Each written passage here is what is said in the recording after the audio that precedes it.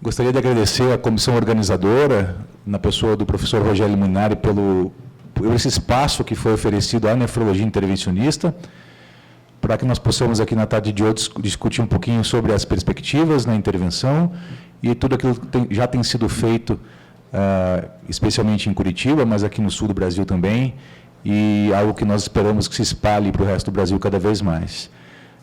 Eu, junto com o doutor Ricardo Portioli Franco, vamos coordenar aqui a mesa, e o doutor Ricardo vai chamar o nosso primeiro palestrante.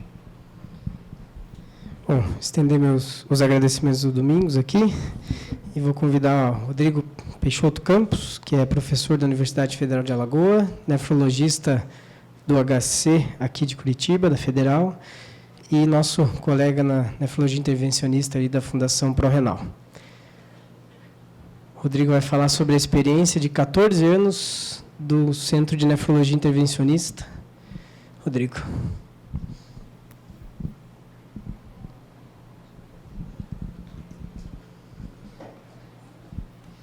Boa tarde, gente. Primeiramente, agradecer o convite, né, em nome da toda a comissão científica, o Dr. Rogério Molinari como presidente, e o presidente da mesa, o Domingos, por essa palestra. Domingos ia me chamar para fazer, e eu fiquei me perguntando, né, por que eu, né, para quem não sabe, eu sou recém-chegado a Curitiba novamente, fiquei até 2010, voltei agora, né, 12 anos, 13 anos praticamente, de ausência, mas eu vinha quase todo ano ali na fundação, fiz parte do início do grupo, e fiquei perguntando por que eu vou falar da história da fundação.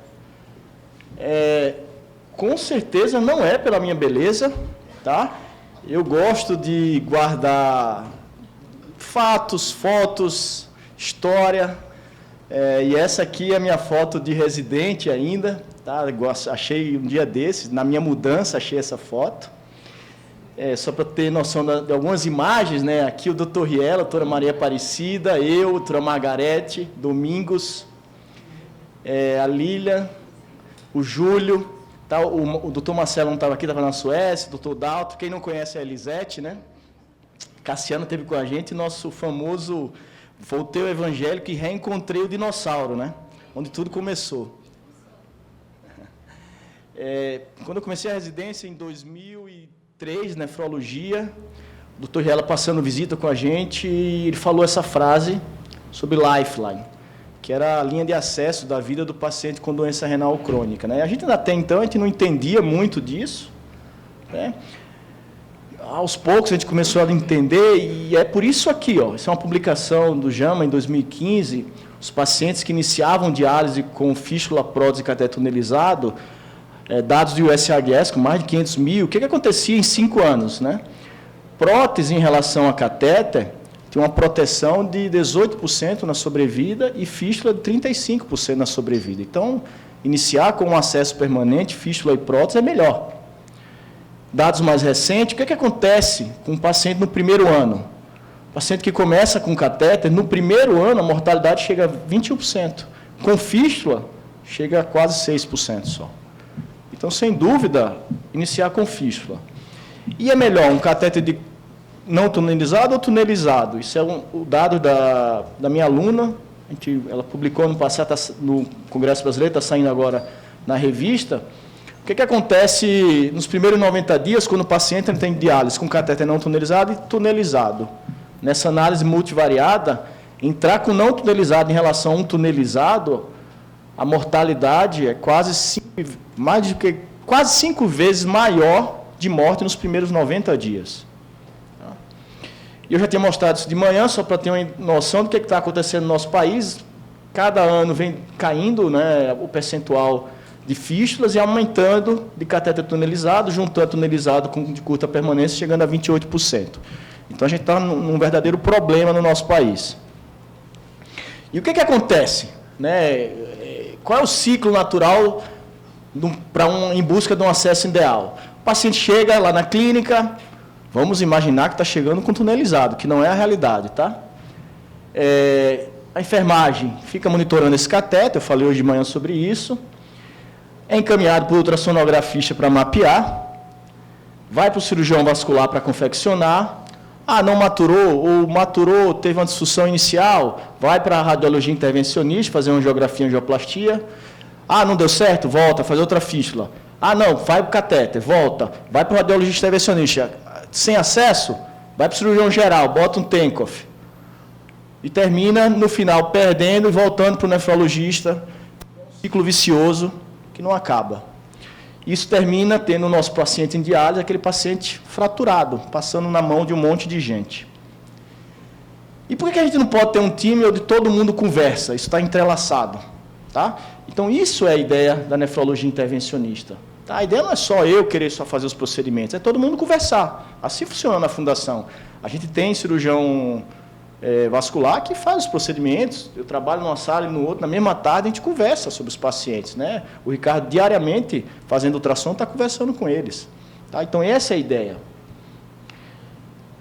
Quando tudo começou, lá em 2005, na verdade, começou na residência, vamos dizer assim, em 2005, a gente sabia que ia ter uma longa caminhada. Tá? A gente precisava treinar, a gente não tinha nem com quem treinar. Né? A gente tem algumas pessoas... O Dr. Pitac ensinou ultrassom, o Dr. Carneiro ensinou a gente pôr o primeiro Tenkoff com trocáter, e só, mais nada. Né? A gente não sabia pôr tunelizado, a gente viu por um vídeo, o primeiro implante de catéter tunelizado, muito menos angiografia e angioplastia. Então, a gente precisava treinar, tá? E a gente foi em busca desse treinamento. Nesse caminho, a gente sabia que ia aprender e precisava adquirir experiência. Isso é fato, né? E uma coisa que a gente ia precisar muito era fazer pesquisa. Né? O Dr. Arif Azif uma vez falou, vocês só vão ser um centro de excelência quando vocês publicarem, e as pessoas verem que vocês estão realmente fazendo muitos procedimentos e com eficiência. Né? E era isso que a gente precisava, atingir no final a eficiência e chegar ao ensino. Então, acho que essa foi toda a trilha, né, para a gente chegar hoje ao Centro de Nefrologia Intervencionista. Né? Então, como eu falei, em 2000 começou, foi a primeira criação a se falar de nefrologia intervencionista, foi uma criação da ASDIN, que é a American Society of Diagnostic Interventional Nephrology. O Dr. Gerald Beatati foi o primeiro presidente, eu tive a honra de conhecê-lo. Em 2004, o Dr. Riela se tornou presidente do Comitê de Nefrologia Intervencionista da ESN. E em 2004, teve a primeira palestra no Congresso em Salvador, brasileiro, sobre nefrologia intervencionista. Foi o Dr. Cristóvão Vieira, irmão do Marquinhos Vieira, de Joinville. Em 2005, a gente teve o treinamento, que foi criada uma bolsa de nefrologia intervencionista pela Fundação ProRenal, para a gente ficar um ano treinando. Nesse mesmo ano, eu tive a oportunidade de ir no Renal Week, fiz um curso, estava lá o Dr. Gerald Beatati e o Arif Azif, foi onde conheci ambos. E teve o primeiro congresso multidisciplinar de acesso vascular. Domingos estava nesse congresso, o Dr. Riela foi fazer a primeira palestra. A gente ficou no fundo da plateia. Foram 20 minutos de fofocas, de nervosismo, de confusão. E o Dr. Riela tentando explicar que ele não ia tirar espaço de ninguém, a ideia era a gente só agregar o paciente, e ele já sabia que ia ser dessa forma. Tá? Mas foi importante, isso foi importante. As pessoas conhecerem a nefrologia intervencionista. Essa era a nossa sala, uma cama, onde a gente botava os Tenkoffs e o nosso dinossauro. Em 2006, no primeiro congresso brasileiro, teve o primeiro curso de nefrologia intervencionista. Tá? O Dr. Donald Schoen foi lá, isso foi na Fundação ProRenal. Tá? E no mesmo ano teve o segundo curso, foi no Congresso Brasileiro em Gramado, o Jack Work, para apresentar o novo CADOC, tá? Que foi o primeiro, foi em 2006. E teve em 2007 um congresso da ESN no Rio, e um congresso português que eu tive a oportunidade de, com Domingos, palestrar. Essas são pessoas que participaram, né? O Domingos, o Daniel Emílio, que não está naquelas fotos, mas ele ficou com a gente, inicialmente fazendo os procedimentos. Marcos Vieira, de Joinville, o Sérgio, da Bahia, o Wagner, de Recife, o Norderval, do Rio, a Márcia, que foi nossa residente e está hoje com a gente, o Ricardo, uma grande aquisição para o serviço, hoje coordenador, o Marcos Bastos, do POCOS, né, todo mundo conhece, e a doutora Daniela, quando participou do primeiro curso, e depois dos outros cursos, implantando também catéter para os alunos. Essas aqui são algumas imagens dos cursos, aqui curso de ultrassom, curso, aqui era Tenkoff, o Ricardo criou um aparelhinho de fazer angiografia, aqui catéter tunelizado, aqui a gente fazia ultrassom em vivo, até uma paciente minha, esse curso foi em Maceió, no Congresso Brasileiro, 2016. Em 2008, a gente participou de diversos cursos aqui na América Latina, América do Sul, desculpa. Em 2009, foi criado, né, o Centro de Nefrologia Intervencionista na Fundação ProRenal, foi um marco para a gente, para o Brasil. Tá? A gente começou a receber fellows, principalmente da África, tá? Para vir treinar, para aprender catéter de ácido peritoneal. 2 salas cirúrgicas, isso aqui era, na época não tinha Arkin 6, isso aqui era ainda uma foto minha, eu colocando catéter de Tenkoff. Em 2013, teve a aquisição do fluoroscópio. Em 2014, por um programa da SN, que é o Educational Ambassador, o Dr. Donald Schoen voltou 8 anos depois para Curitiba para ensinar a fazer angiografia e angioplastia. Dr. Donald Schoen, Dr. Riela, eu, Domingos, e o Ricardo, acho que era quem estava tirando a foto. E isso eu voltando aqui hoje, é uma alegria imensa, né, estar voltando e reaprendendo a fazer esses procedimentos. E eu e Laís aqui. Desde 2016, na Fundação, tem os cursos hands-on. Tá? Em 2016, foi criado o Comitê de Nefrologia Intervencionista pela SBN, na gestão da doutora Carmen. Todos os cursos que a gente tem lá, de plano de catéter tunelizado, POCOS, ultrassom Doppler, biópsias, angiografia, angioplastia, aqui curso de ultrassom, aqui curso de implante de catéter tunelizado em tempo real, tem os alunos na sala, dentro do centro cirúrgico, aqueles que não podem entrar pela quantidade de pessoas, ficam em tempo real vendo o procedimento, com microfone, acho que era o Domingos aqui, e aqui tem uma câmera que fica mostrando todo o procedimento. Em 2017, no curso da SN, o Domingos e o Ricardo tiveram a oportunidade de palestrar no Congresso Mundial de Nefrologia. Né? Em 2021 foram criadas competências, as novas competências para a residência de nefrologia intervencionista na gestão do Dr. Marcelo Maza, que incluiu vários procedimentos, né? Com exceção de angiografia e angioplastia, todos os outros devem fazer parte da residência médica no aprendizado. E a cereja do bolo foi em 2022, a gente tem o primeiro fellow em nefrologia intervencionista formado, doutora Elisa. A gente sabia que nesse caminho tinha que publicar, então a gente, diversas publicações, vou passar rapidamente aqui, todas as publicações do grupo, tá? Em diversas revistas. Eu queria dar ênfase a 2 publicações, uma é o mestrado do Ricardo, tá? Realizando procedimentos de angioplastia em acessos arteriovenosos, e a outra é o doutorado do Domingos, agora recentemente, implante de catéter de ácido peritoneal. Então, a experiência, né, na publicação do Ricardo, procedimentos de 2014 a 2018, 383 angioplastias, com a taxa de sucesso de quase 90%, semelhante à literatura, e complicações maiores, menor que 1%, que é semelhante à literatura. Você teve uma trombose por um hematoma grau 3, com a ruptura de vaso, tá? E uma bacteremia, que foi na retirada de um acesso, o paciente fez bacteremia e teve que internar. Tá? O Ricardo ele tem uma experiência hoje grande em fazer esses procedimentos sem o ARC-C, fazendo com ultrassonografia, né? Esse é um diagnóstico aqui de uma estenose, né? Mostrando um corte longitudinal, o balão dentro do vaso sendo insuflado, aqui totalmente insuflado, e mostrando o resultado, né, após o procedimento, feito apenas com ultrassom. Aqui ajudando o ultrassom também nas punções desses acessos mais difíceis. E aqui a publicação do Domingos, né, em catéter de ácido peritoneal, ele atingindo o estado da arte no implante.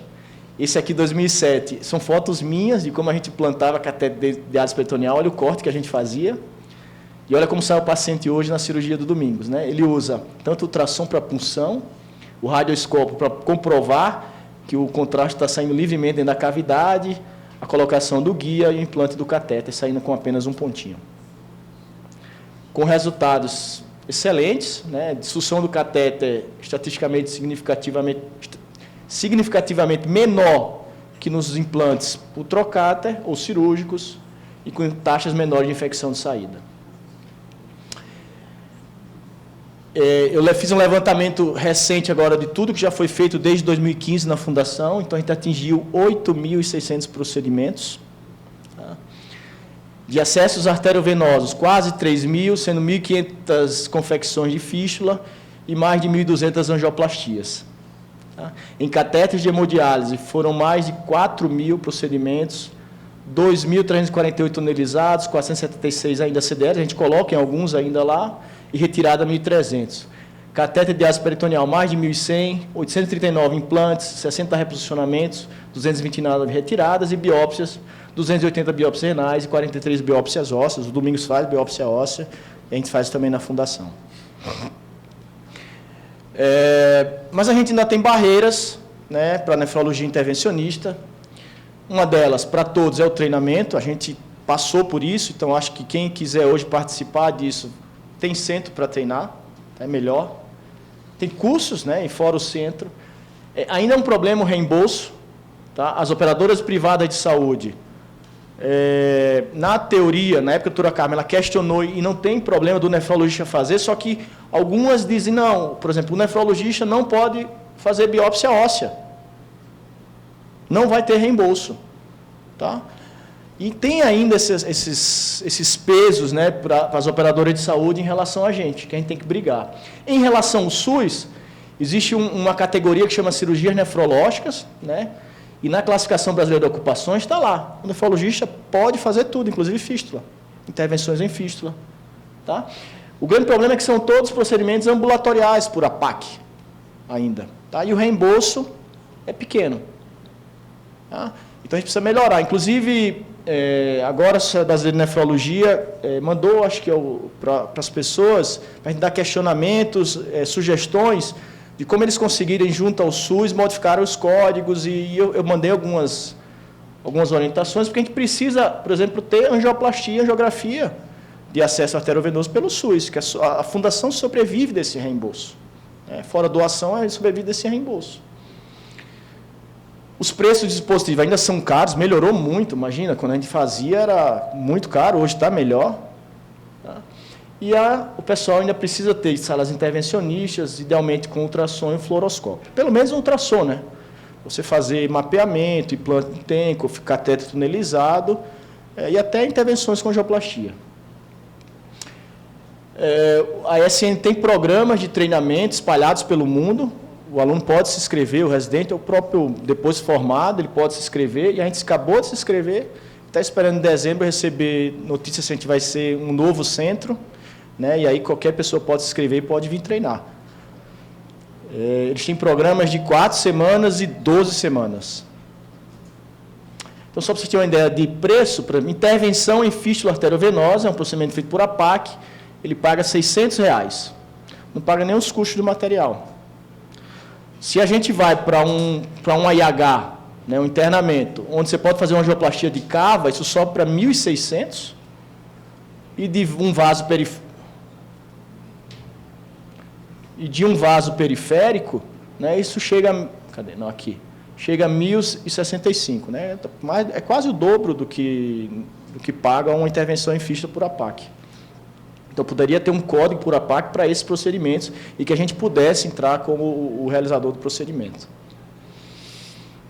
Então, eu queria agradecer, inicialmente, ao Dr. Rielo, eu já fiz esse agradecimento a ele por todo o que ele criou da nefrologia intervencionista, a oportunidade que ele deu para a gente, né, a toda a equipe da Fundação ProRenal, um prazer imenso voltar a casa, né, aos amigos Domingos, Ricardo e Márcia, por terem me recebido de braços abertos, a Elisa, a Laís, por ter me recebido também. Foi um caminho lento, entretanto estruturado, né?